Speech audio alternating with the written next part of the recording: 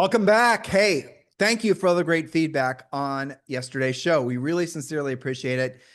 So many of you were looking for a reason to feel really as optimistic as we do about housing. And we're laying out the points, 10 solid points on why we're at the very beginning stages of what we are very confident, 100% confident at this point, will be a 25-year housing boom. And you can say, well, it's because of politics. You can say, oh, Tim and Julie are being this way or the other way. We laid out, it was the last point the third point we explained yesterday, the sheer number of humans, just to share with you the number, 140 million millennials and Gen Zs, not including baby boomers, are going to be in the housing market. That is a ridiculous number considering the average home sales in America for a long time have been around, right this year it's going to be around 4 million, but a healthy market is 5.5 million. You're going to see that the new definition of a healthy market in housing is going to be probably around 6 or 7 million a year. And we have the inventory to do it with now. Right. Well, not to mention the new construction. Listen to yesterday's show. It was very motivational, inspirational for a lot of you. But I'm going to say it again because it's really important you understand that. We are not trying to be political. Julie and I are pro. Some of you got a little, uneasy. You were triggered because you thought we were just being pro-Trump. Look, we're pro-housing, and I don't care who is the president. If the president's pro-housing and pro-return to the American dream to own a home, pro-you guys, then we're pro that president. That's the bottom line. And I'm not saying we're not political or biased in one direction or the other, but when it comes to this particular topic, we are what we are. We are who we are, and we're in alignment with our highest and truest purpose, which is being a service to all of you guys, real estate professionals. So don't be confused. Don't in any way be confused about what our motivation is. It's not political. It's about returning American dream of owning a home, but also returning this housing industry to what should be another minimum of 1 million to 2 million home sales per year. And we are confident that we are seeing not even the beginning stages, what we're moving on to what will be very quickly the obvious return of the American dream again, which is to own a home, and the incredible return of transactional volume, which all of you should be unbelievably thrilled about. So Julie, we left off yesterday at point number 5, but I do need to remind them, if you guys want these notes, and you definitely want these notes, and there's 6 pages of notes, you have to subscribe to our newsletter, which is harrisrealestatedaily.com. So subscribe to our newsletter, harrisrealestatedaily.com. All of our notes and all the details and all the cited information is there. Share this information on, anywhere you want to share it. Use it as social media posts. Use it in your own, for your own information. Use it to educate your consumers, your buyers and your sellers, your agents and your brokerage or your team. This is the information the industry needs to know about, because when it does, as a lot of you, thousands of you have now realized from listening to the show, and this is an updated version of the show we've been doing really for the last 18 months, but this is an updated version with the latest statistics. The reality of it is when you know the facts, you're going to be unbelievably motivated about being a real estate professional because of the market and because of the opportunities that are going to be coming your way. So do subscribe to our newsletter. Go to harrisrealestatedaily.com. All right, Julie, we're left off at point number 5. Mortgage innovation expands accessibility. We've been talking about expanding affordability, more people being able to purchase. There's discussion about removing or modifying how PMI works. We talked a lot about PMI yesterday. The different types of mortgages that have come back into the market, like 5/1 ARMs, those are running about 4.8% right now for the initial 5 years. Now, what's the going rate? Close to 7. Do you know how to present an adjustable rate mortgage? There are people who use the talking point that adjustable rate mortgages wrecked the housing market, and that's what caused the crash. Okay, that's somebody who doesn't know how to present the benefits to an adjustable rate mortgage. But also, Julie, along those lines, there's going to be new types of mortgage products that are going to come out. We talked about. They're talking about a 40-year again. Well, honestly, Julie, I don't think the biggest innovation is going to come from that. I think it's going to come from shared equity arrangements where you're going to see you're going to have a qualified buyer who doesn't have the down payment necessary. First of all, you're going to see down payments be reduced. You're going to see the cost of obtaining a mortgage and the cost of payments be reduced. No more junk fees. You're also going to see private companies that are going to start equity sharing with you. So for example, you don't have the money to buy a house. You check all the other boxes. You don't have enough down payment. You're going to be able to go to a company and they're going to take an equity position in your house.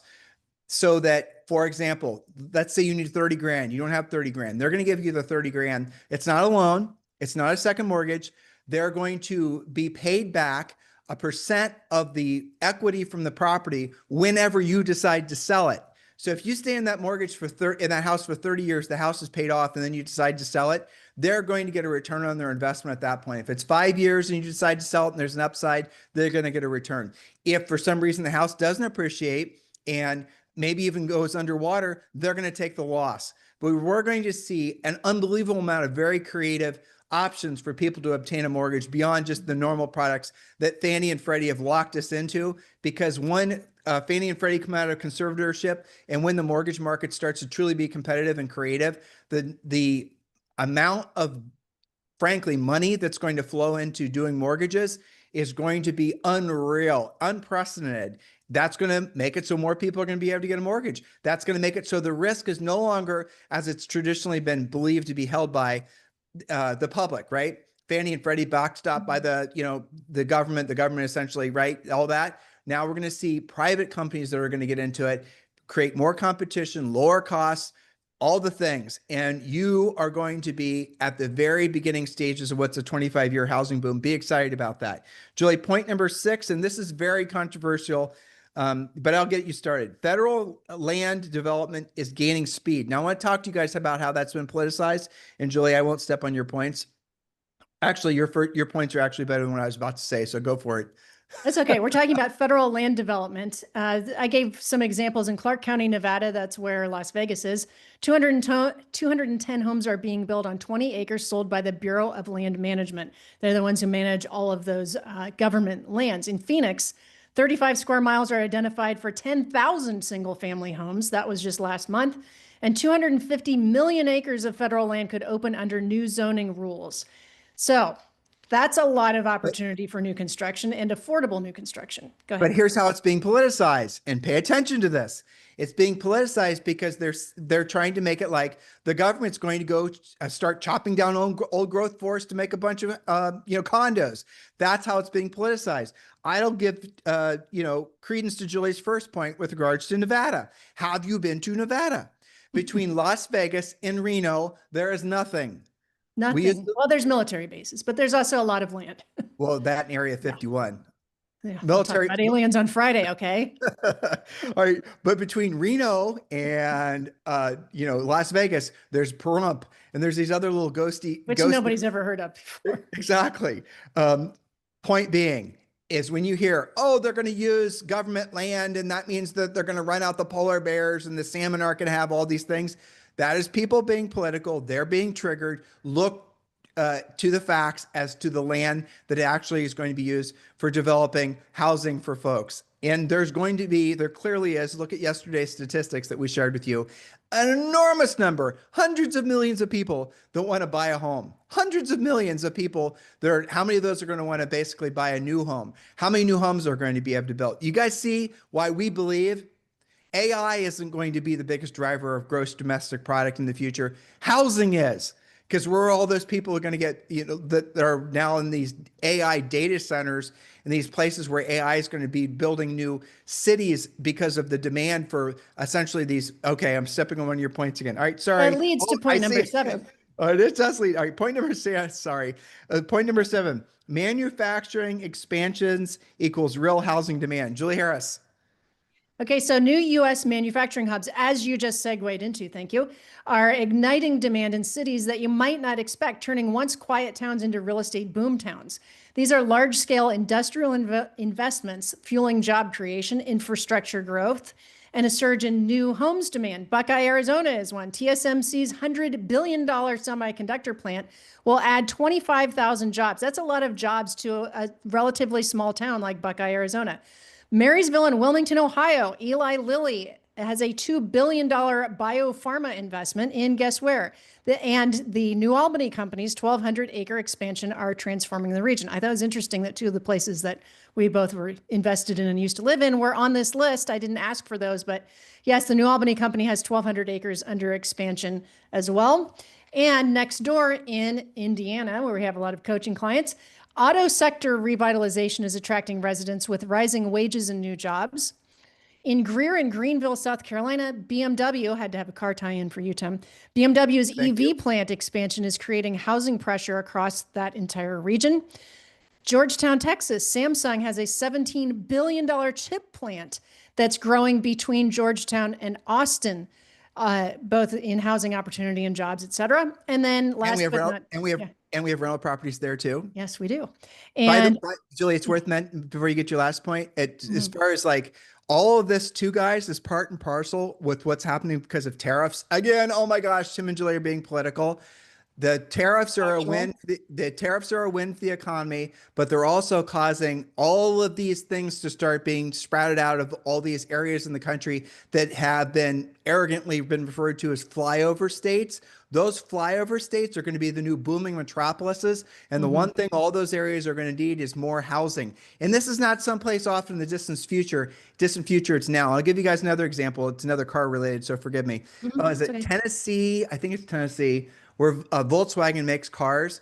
Porsche is going to start making their SUVs in Tennessee. And Toyota makes their trucks in Alabama, I think. Honda makes their cars in Marysville, Ohio. So because of the tariffs, you're seeing enormous amounts of money that's being billions and billions of dollars. It's being invested into building factories to build things in the United States to avoid the tariffs. That is unbelievable. Now, not all manufacturers will do it. Not all industries will do it. Some of it's too specialized, but for the most part, it is a huge boom for the U.S. economy. Now, I do want to throw this in. Again, tariffs politicized to, here and back. And if you guys, and we talked about this before, research this yourself if you're triggered by the word tariff because you think we're being political. I want you to research this. Go to ChatGPT or go to Grok or whatever and research what percent of all, you can even keep it to the housing sector, all things that are going to an average home being built are imported. Here's another one. What percent of all consumer items, American consumer items, obviously, are imported? And you will find the truth that it's actually nowhere near what you've been led to believe. Everyone was told, oh, tariffs, everything is going to go through the roof. Inflation is going to go crazy. It didn't, and it won't, because it turns out, I think on the new construction side, something like 15% or 17% of all items built, including lumber from Canada, was basically imported, but there were domestic alternatives to those. So if the window manufacturers and the windows were coming from making it up Canada, and now the Canadian windows are being tariffed, well, the US manufacturers who were not able to compete with a Canadian manufacturer, their windows are now less expensive because they're not being tariffed. And that's going to what? Cause more people to buy windows from those US manufacturers. I'm making this up. I don't know if it's windows or not. It's a good example, but it's going to cause more jobs to form, new cities to form, more housing to be built, more people to own homes. Remove the politics from all of this and think about what's best for your own community. And the last up of your example was this really great one, which I hadn't heard of before. I can't even pronounce that. Can you? Oconee County, South Carolina. I think that's right. Clarios has a $16 million battery expansion supporting hundreds of workers and supplier growth. Now, I limited the amount of bullet points on who's investing where for the sake of time, but the list goes on. I mean, think about last Friday, on Friday's Fun Friday show, we talked about the sugarcane coming back into Coca-Cola. That's going to reignite. I mean, we have sugarcane farms in the South. All the, like you said, the flyover states are having their comeback. They're having their renaissance, partially because of tariffs. And, people have to live somewhere there. The housing just doesn't exist. That's fueling new construction. If you have a resale home, it's going to sell faster because you've got jobs coming in. The schools are going to be invested in because now you've got families moving in there. It's all good. So I just wanted to say, if you want to spend some time on ChatGPT and do your own research, you should look up in your own town, listeners, who's investing locally so that you know what's happening in that farm field. Who's building houses there? Who's manufacturing? What's going on? Go ahead. You do have to tell, especially ChatGPT, frankly, for it not to be political. You have to say, remove partisan comments, no politician comments, I only want the facts. Just tell me the facts. And that's where you get to the heart of really what's going on. And it is truly magical. I am so excited about what it's going to feel like to be in the housing industry 6 months from now, 12 months from now, 24 months from now. It's going to be like nothing that anybody certainly this country has ever experienced in our nearly 200. Do you guys realize that next year is the 250th anniversary of our country? That's I pretty mean, cool. look what's happening in the economy. Look what's happening with housing. And next year's the 250th anniversary. It's going to be bonkers. The real feeling of the coming together again of our country, and it's going to be reinforced by people feeling financially well off. That's really the greatest driver to people's internal feeling of security, is whether they actually feel financially secure, stable. But now, because essentially housing, as we all know, is the greatest driver of net worth. Most Americans who become single-digit millionaires do it because of the equity in their home. And so when people are able to buy a home and establish roots and start families and invest in their communities, that's going to create the feeling of America that all of us, many of us, grew up with. And if you didn't, I'm sorry, but get ready, because what we're going to be experiencing next in this new generation is defined by 25 years, will be one for the history books for all time. Point number 8, Julie. Point number 8, and this is a very interesting point. Construction tech is supercharging supply. Yeah. So where are we going to get all these homes from? It's not just traditional new construction, but modular homes can be built 20 to 50% faster and 10 to 20% less expensively. Now, when you think of modular homes, it's not just, the traditional type of inexpensive stuff. They're starting to build, pretty sophisticated things. It's one of the things that I follow as a trend in Google News and on Facebook and stuff like that. 3D printed homes. I have coaching clients who have sold 3D printed homes, who have not just listed them, but these are, I think we've all seen the reports where like the cement machine is squirting out the houses. It's much more sophisticated than that, especially in the Southwest. There's entire communities, neighborhoods that are all 3D printed homes. These generally are $450 to $550, pretty affordable price range, and they're building them faster than normal. Each new home, no matter what price range, has at least, and this is based on National Home Builder Association, $150,000 in economic impact to the community that it's being built in. Now, over what time frame, I don't know. I need to dive deeper in that. But the point is that it's all good. You were talking about being more enthusiastic, feeling really good about the community that you're invested in, not just yours, but as in the country. So that leads us to the next. We couldn't have a podcast about what's happening in housing without saying number 9, because this is always out there. There is no crash risk. The market is built to last. People love to have those headlines and those little mini videos about how what goes up has to come down and we're headed for a crash. Based on what, I would say, right? So 40% of homes are mortgage free, okay? 40% of what's out there of existing homes have no mortgage. You cannot be upside down when there is no mortgage to be upside down in. Let's see, 32 trillion in equity. That's double what we had in equity in 2008. So this time is not like last time. Anybody who is trying to lead with that is full of garbage. Well, the easiest way to understand that is of all the homes in America, this isn't the exact number. I think the exact number is actually 43%, but let's just say 50% are owned outright, no mortgage. The other 50% have mortgages where those sellers have, or those owners have at least 50% equity. That's all you really have to know. And again, I'm rounding up and rounding down just to make a succinct point. That's all you have to know. There is no housing crash. There's going to be an upward trajectory. You know, what's really shocking and hard to really wrap your mind around is the fact that housing, the high prices of housing, this is crazy, ready for it, will seem cheap in 36 to 60 months, right? The house you said, that damn thing is never going to be worth $1 million. And yet in 5 years, the house is going to cost $1.3 million and $1.4 million. True. That's the thing that you can't really wrap your mind around. And it's not just because of inflation. It's not just because of monetary policy. Again, not trying to politicize things. It's because of supply and demand. Demand is going to outstrip supply for a long period of time. I know I'm walking on one of your points because there's such an undersupply, even with all the added inventory of homes. When you look strictly at the numbers of people, millennials, Generation Z, baby boomers, we're not even talking about our generation, Generation X, because we're too small to really move the needle. But if you look at purely at demographics, the number of people that want to buy a home, arguably it's at least 140 million.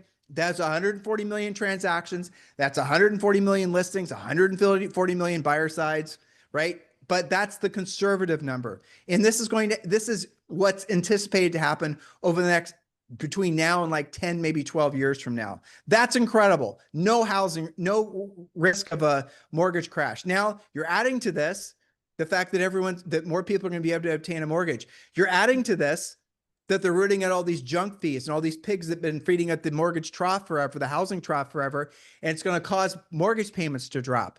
You're adding to this the fact that you're going to have new boom towns that are going to be forming all over the country.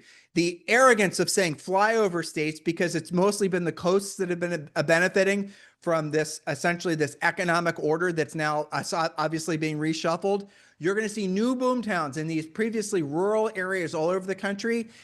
I mean, here's the one that's really amazing.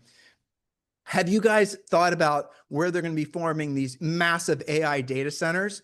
Well, it turns out there's not enough power supply to form all these data centers. So what's happening is they're going to have to create data centers, I guess that's the term, around where there's propane gas, where there's natural gas, sorry, because the natural gas is the most efficient way to produce power. Microsoft recently bought 3 Mile Island. Okay, what's 3 Mile Island?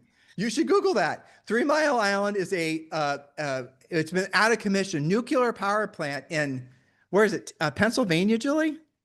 I think it's, I'll look it up while you're talking. Yeah, so 3 Mile Island was the only nuclear power plant in America to ever have some sort of meltdown or something, and they decommissioned it. Well, Microsoft bought it, and they're rebuilding it, and they're going to recommission it. So because they're building a data center. Harrisburg. There you go. Harrisburg, Pennsylvania. Yeah. Right. So they're going to form their AI data center there. And then the AI data center is going to be powered by that recommissioned nuclear power plant. You're going to see nuclear power plant. I forget what the actual scientific term for it is. It's going to basically be evolved. But unfortunately, they're smaller. Julie, can you just research that so I don't have to guess? There's a type of nuclear power it's being used a lot in China right now, that they're smaller and they can be built faster, but the fastest they can build them is like 5 to 7 years. That's the reason in these areas, like, in different parts of the country where there's natural gas, that's nuclear energy as a source of zero carbon power and a reliable source. Yes. And what you mentioned, they're going to be selling the power exclusively to Microsoft.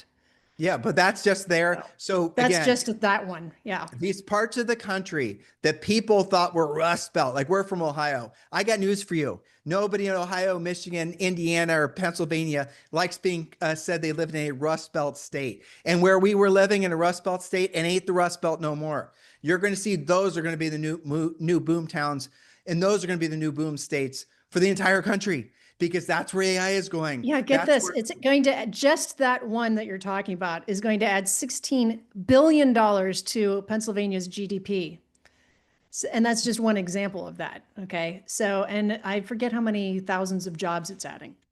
So everything. Who would have thought 3 Mile Island would be under development? Yeah, but Julie, if you think about it, where essentially there's the biggest reserves of natural gas are some of the most rural areas of the country. And those are the areas where all of a sudden, I want you to have this in your mind. We're going to go from a very rural area of the country where it's been very difficult to, essentially pull out, right, to get the natural gas. Oh. Now you're going to see those become boom towns, and you're going to see all these tech people and all this real estate development. It's just going to be extraordinary. And again, I'm going to say this because you guys need to be, we're not talking about George Jetson here. This stuff is happening now. That's right. The race for who's going to dominate AI between the United States and China, it's on like Donkey Kong. And we're going to see so much development happen so fast that people are going to, if you go to sleep for 6 or 12 months because you decide just to check out, you're going to miss the entire a revolution that would have, revolution, almost an evolution of our country that would normally have taken 20 years. It's going to happen in 12 and 24 months. It is amazing the amount of money and the amount of growth and the amount of benefit it's going to be for housing and for you if you're paying attention to what's actually happening. Julie? Well, so if I was an agent in Choose Your Town, I would be making sure that I was educated on all of these points and that I was talking about it all the time, whether that's in social media or to my calls to my past clients, my centers of influence, meeting people at open houses, working out at the gym, I'm going to know about the innovation of mortgage products and that it's not just about the 30-year fix that you all lived with. Point number 10. You're Yes. talking about your next point after that. You're talking on your own points. So point number 10, We'll add that first. home ownership, wealth and stability, the true American dream. We've said this repetitively. Your facts here are a little off, Julie, but the reality of it is the true American dream to own a home is returning. And it's going to be returning faster than we can all believe. Don't let this opportunity get by you because you're stuck in the past. Don't let your mindset about, a politicized mindset. Maybe you've been negatively influenced to believe that you're too old, too fat, too young, don't have enough education. All these things are wrong. And I'll give you something else. It isn't not in our notes. Think about this. If you are a real estate broker and you're thinking, well, the best of the real estate industry is behind me, you're absolutely wrong. The sheer number of people that are going to need to AI is going to replace agents. That's not true. The sheer number of humans that are going to want to buy or sell real estate over the next 25 years, it's unprecedented. And we had AI run some numbers like we put in, if there's this many homes that are done in the United States by this number of agents, but if demand is going to increase to this level and this many transactions, how many more real estate agents will be needed? And I'll tell you what the number was, 10.3 million agents. Right now, there's something like 1.6 million agents. But if you scale that out to I think it was 10 years or 15 years from now, the amount of transactions and people wanting to buy and sell will require more people getting into the real estate industry, not fewer. So all the things that the doom and gloomers are almost always coming from the baby boomers. So the gloomy boomers, all the things you've been reading, all the things that you maybe have led yourself to believe, and maybe you're a gloomy boomer, you need to at least leave room for those thoughts to have not necessarily served you and not be right. Because if you look at the facts and do your own homework and all of this, as we have, you'll realize the best opportunity for real estate is ahead of us, not behind us. So whether you're not too old, you're not too young, you're not too fat, you're not too thin, you're not too dumb, you're not too this or the other thing, you just need to realize that if you are dialed into what your highest and truest purpose on this planet is, which is being of service to other people, the opportunity to be of service to more people is happening now. Happening more 6 months from now, 12 months from now, 24 months from now. Be incredibly excited about that. So what can you be doing right now, Julie? So you need to be educating yourself on different types of mortgage products. I was about to say that, during the pandemic, all you had to know is a 30-year fix because all the rates were low and that's what everybody did. There's a lot more to mortgages than that. You don't have to know the same that your mortgage lender does, but you do need to know that there are many ways to achieve a better interest rate than the going rate, at least until rates come down. You need to be hosting buyer and seller workshops where you talk about these things, where you take a question and answer session and you have notes in front of you to objection handle and to be the one who is providing that valuable information, of course, leading to appointments. You should be distributing this information via your newsletters, your conversations, again, your social media. You can track local permits and know who's building what where. You should set up your Google alerts so that you know what are the companies coming into your town that are going to be building things and providing jobs. Along with that, I would absolutely know what the new construction was so that you can bring those two things together. Maybe you should be finding out about relocation and how many jobs are coming in and who's in charge of that.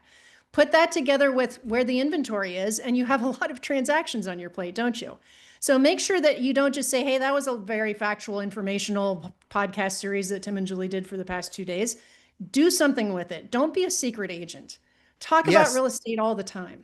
Go ahead. And definitely realize that we're going to see all these changes start to roll out. Julie and I have been telling you about all the junk fees and mortgages. We've been telling you all the junk fees and mortgage payments. We've been telling you all the Mickey Mouse stuff that we're learning along with you that have been normalized, that have caused a lot of people to be essentially priced out of the monthly mortgage payment. They couldn't afford it. All of that's going to be changing. We're going to see more competitors. They're going to allow more people to get different types of mortgages. We're seeing a lot of new construction. We're going to see all of these things that have been holding the housing market back. Housing has been in a depression. Only way of saying it is that. a depression for at least 36 months. All that's going to be changing. So please set aside your political biases and be pro-housing, be pro-housing consumer, be pro yourself because you are a real estate professional. Do everything, say everything, be the person that will encourage and motivate the housing industry to return to what it always has been and always should be, which is the American dream. When people own their own home and they own a piece of the American dream, which is owning their own home, the whole society changes for the better. There's not a single bad thing that happens when people can afford a house that they live in, that they build equity in, that they become part of a community, that they raise their family in.